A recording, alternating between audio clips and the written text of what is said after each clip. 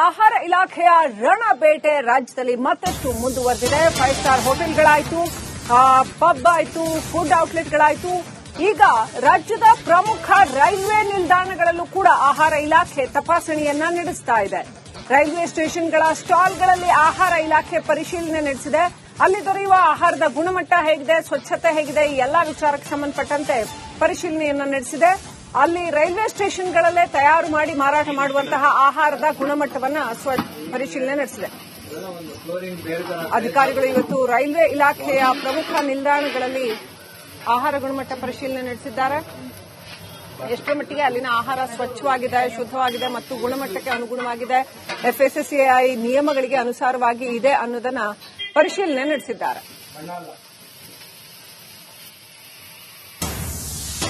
ಇನ್ನು ಅಷ್ಟೇ ಅಲ್ಲ, ಆನ್ಲೈನ್ ಡೆಲಿವರಿ ಸಂಸ್ಥೆಗಳ ಮೇಲೂ ಕೂಡ ಆಹಾರ ಇಲಾಖೆ ಅಧಿಕಾರಿಗಳು ದಾಳಿ ನಡೆಸಿದ್ದಾರೆ.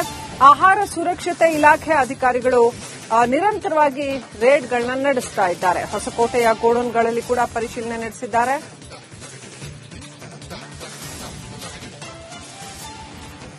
ಇನ್ನಷ್ಟು ಅಪ್ಡೇಟ್ ಪಡ್ಕೊಳ್ಳೋಣ. ನಮ್ಮ ಪ್ರತಿನಿಧಿ ಸತ್ತಾರ್ ಕನೆಕ್ಟ್ ಆಗಿದ್ದಾರೆ. ಸತ್ತಾರ್, ಆಹಾರ ಇಲಾಖೆಯ ದಾಳಿ ಮತ್ತಷ್ಟು ಮುಂದುವರೆದಿದೆ.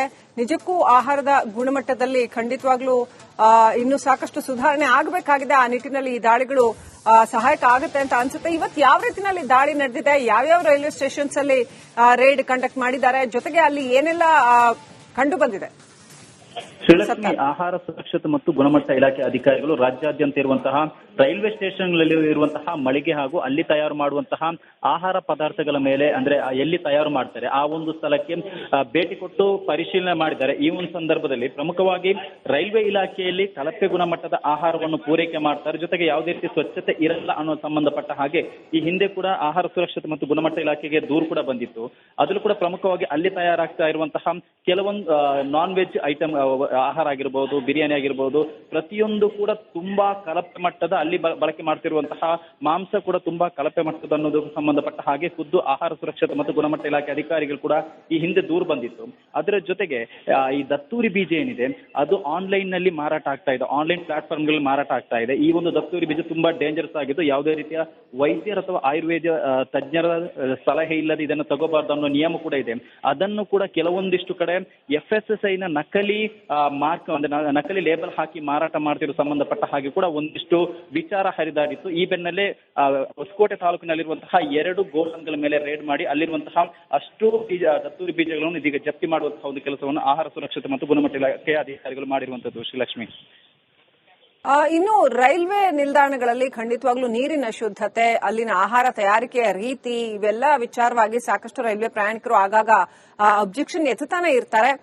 ಸೊ ಈಗ ಆ ಬಗ್ಗೆ ಆಹಾರ ಇಲಾಖೆಯ ದಾಳಿ ಯಾವ ರೀತಿಯಲ್ಲಿ ಮುಂದುವರೆದಿದೆ, ಏನು ನಿರ್ದೇಶನಗಳನ್ನ ಈಗ ಇಷ್ಟು ದಿನಗಳಲ್ಲಿ 5 ಸ್ಟಾರ್ ಹೋಟೆಲ್ ಇರ್ಬೋದು, ಆಮೇಲೆ ಸಣ್ಣ ಸಣ್ಣ ಫುಡ್ ಔಟ್ಲೆಟ್ಸ್ ಇರ್ಬೋದು, ಈಗ ರೈಲ್ವೆ ಸ್ಟೇಷನ್ಗಳಲ್ಲಿ ಇರ್ಬೋದು, ಆಹಾರ ಇಲಾಖೆ ನೀಡ್ತಾ ಇರ್ತಕ್ಕಂಥ ಗೈಡ್ಲೈನ್ಸ್ ಏನು, ನೋಟಿಸ್ ಕೊಡ್ತಾ ಇದ್ದಾರಾ, ಉಪಕ್ರಮ ಏನ್ ಕೈಗೊಳ್ತಾ ಇದೆ? ಶ್ರೀಲಕ್ಷ್ಮಿ, ಮೊದಲ ಹಂತವಾಗಿ 5 ಸ್ಟಾರ್ ಅಂದ್ರೆ ಪಂಚತಾರ ಹೋಟೆಲ್ಗಳ ಮೇಲೆ ದಾಳಿ ಮಾಡಿದಂತಹ ಸಂದರ್ಭದಲ್ಲಿ ಸರಿಸುಮಾರು 11 ಹೋಟೆಲ್ಗಳಿಗೆ ನೋಟಿಸ್ ಕೊಟ್ಟು ನೀವು 1 ತಿಂಗಳ ಕಾಲಾವಕಾಶವನ್ನು ಕೊಟ್ಟಿದ್ರು. ಈ ಒಂದು ಸಮಯದಲ್ಲಿ ತಮ್ಮಲ್ಲಿ ಏನೇನು ನ್ಯೂನ್ಯತೆ ಇದೆ ಅದನ್ನು ಸರಿಪಡಿಸುವಂತಹ ಒಂದು ಕಾಲಾವಕಾಶವನ್ನು ಕೊಟ್ಟಿದ್ರು. ಹಲವು ಹೋಟೆಲ್ಗಳಿಗೆ ದಂಡವನ್ನು ಕೂಡ ಹಾಕಿದ್ರು. ಜೊತೆಗೆ ಈ ಒಂದು ಲ್ಯಾಬ್ ಟೆಸ್ಟಿಂಗ್ ಏನು ಇನ್ನೂ ಕೂಡ ಅದರ ವರದಿ ಬಂದಿಲ್ಲ. ಬಹುತೇಕ ಮಾದರಿಗಳ ಸಂಗ್ರಹವನ್ನು ಲ್ಯಾಬ್ ಟೆಸ್ಟ್ ಒಳಪಡಿಸಲಾಗಿತ್ತು. ಆ ಒಂದು ಲ್ಯಾಬ್ ರಿಪೋರ್ಟ್ ಬಂದ ಮೇಲೆ ಮುಂದಿನ ಹಂತದ ಕ್ರಮ ಕೈಗೊಳ್ಳೋದಾಗಿ ಕೂಡ ಆಹಾರ ಸುರಕ್ಷತೆ ಮತ್ತು ಗುಣಮಟ್ಟ ಇಲಾಖೆ ಆಯುಕ್ತರು ಕೂಡ ರಿಪಬ್ಲಿಕ್ ಕನ್ನಡಕ್ಕೆ ಮಾಹಿತಿಯನ್ನು ನೀಡಿದ್ರು. ಅದರ ಜೊತೆಗೆ ರೈಲ್ವೆ ಇಲಾಖೆಯಲ್ಲಿ ಪ್ರತಿಯೊಂದು ವಸ್ತು ಕೂಡ ತುಂಬಾ ಕಳಪೆ ಮಟ್ಟದ, ಪ್ರಮುಖವಾಗಿ ಅಲ್ಲಿ ಬಳಕೆ ಆಗ್ತಿರುವಂತಹ ನೀರಾಗಿರ್ಬೋದು, ಜೊತೆಗೆ ಕೆಲವೊಂದು ಬ್ರಾಂಡೆಡ್ ಹೆಸರುಗಳಲ್ಲಿ ನಕಲಿ ಬಾಟಲ್ಗಳಲ್ಲಿ ಕೂಡ ನೀರು ಮಾರಾಟ ಮಾಡ್ತಿರುವಂತಹ ಆರೋಪ ಕೇಳಿ ಬಂದಿತ್ತು. ಅಲ್ಲಿ ತಯಾರಾಗ್ತಿರುವಂತಹ ಅಂದ್ರೆ ಅಲ್ಲಿ ಟೀ ಆಗಿರ್ಬೋದು ಅಥವಾ ಅಲ್ಲಿ ತಯಾರಾಗ್ತಿರುವಂತಹ ಹಾಲಾಗಿ ಅಲ್ಲಿ ಬಳಕೆ ಮಾಡ್ತಿರುವಂತಹ ಹಾಲಾಗಿರ್ಬೋದು, ಪ್ರತಿಯೊಂದು ಕೂಡ ಅವಧಿ ಮೀರಿದ್ದು ಅನ್ನೋ ಆರೋಪ ಕೂಡ ಕೇಳಿ ಬಂದಿತ್ತು. ಜೊತೆಗೆ ಅಲ್ಲಿ ಮಾಂಸಾಹಾರ ಏನದು ಆಹಾರ ಪದಾರ್ಥಗಳಾಗಿರ್ಬೋದು, ಸಸ್ಯಾಹಾರ, ಪ್ರತಿಯೊಂದು ಕೂಡ ಕಳಪೆ ಗುಣಮಟ್ಟದ ಸಂಬಂಧಪಟ್ಟ ಹಾಗೆ ಪ್ರಯಾಣಿಕರು ಈ ಹಿಂದೆ ರೈಲ್ವೆ ಇಲಾಖೆ ಕೂಡ ದೂರು ಕೊಟ್ಟಿದ್ರು. ಜೊತೆಗೆ ಆಹಾರ ಸುರಕ್ಷತೆ ಮತ್ತು ಗುಣಮಟ್ಟ ಇಲಾಖೆ ಆಯೋಗ ಕೂಡ ದೂರನ್ನು ಕೊಟ್ಟಿದ್ರು. ಈ ಬೆನ್ನಲ್ಲೇ ಕೇವಲ ಬೆಂಗಳೂರು ಮಾತ್ರ ಅಲ್ಲ, ಇದರ ವ್ಯಾಪ್ತಿ ಏನಿದೆ ಇಡೀ ರಾಜ್ಯಾದ್ಯಂತ ಇವರು ರೇಡ್ ಮಾಡಿದೆ. ಯಾಕಂದ್ರೆ ಬಹುತೇಕ ರೈಲ್ವೆ ಸ್ಟೇಷನ್ಗಳಲ್ಲಿ ಇದೇ ರೀತಿಯ ಇರುವುದರಿಂದ ಒಂದು ಕಡೆ ದಾಳಿ ಮಾಡಿದಂತಹ ಸಂದರ್ಭದಲ್ಲಿ ಆ ಒಂದು ದಾಳಿಯನ್ನು ಅರಿತು ಬೇರೆ ಕಡೆ ಸುಧಾರಿಸಿಕೊಳ್ಳುವಂತಹ ಸಾಧ್ಯತೆ ಇರುತ್ತೆ. ಇದರಿಂದ ಆಹಾರ ಸುರಕ್ಷತೆ ಮತ್ತು ಗುಣಮಟ್ಟ ಇಲಾಖೆ ಅಧಿಕಾರಿಗಳು ದಾಳಿ ಸಂದರ್ಭದಲ್ಲಿ ಮಾತ್ರ ಸ್ವಚ್ಛತೆಯನ್ನು ಕಾಪಾಡಿ ಮತ್ತೆ ಅದೇ ರೀತಿ ಪುನರಾವರ್ತಿತ ಆಗುವಂತಹ ಸಾಧ್ಯತೆ ಇರೋದ್ರಿಂದ ಇದೀಗ ಏಕಕಾಲಕ್ಕೆ ದಾಳಿ ಮಾಡಿರುವಂತದ್ದು Srilakshmi. Right, thank you Sattar ಡೀಟೇಲ್ಸ್ಗಾಗಿ.